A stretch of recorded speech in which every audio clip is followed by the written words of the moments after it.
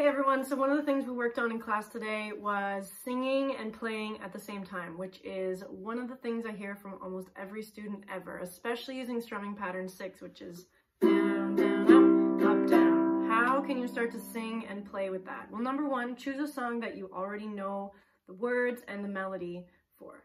Number two, choose a song that has really easy chords that you can play without really having to worry about where your fingers are going. Number three, we're going to just take some baby steps in towards that. So what we did today in class, we played In the Jungle, and we need C, F, C, G7. This is chord change number 4, I think. And we just did that over and over and over again until we got really comfortable. We weren't looking at our sheet. We were just doing the chords and doing the strumming pattern and just letting our hands and our fingers do what they already know how to do. And then we started singing In the Jungle, and we started with the part that just E-um-bum-ba-way. And the first part is just holding one note, E, and you're gonna just try to hold that while continuing to do the strumming and the changing. So you're just starting to get something coming out, some vocalization. So let's do that together. We're gonna start on the C chord. We'll do down, down, up, down, then F. Back to C, and now G7. Let's keep doing that. Now just let the strumming pattern start to fade into the back of your mind. You're not worried about it. Your fingers know where to go. And now we're going to start to sing that E. Next time we go back to C. Here we go.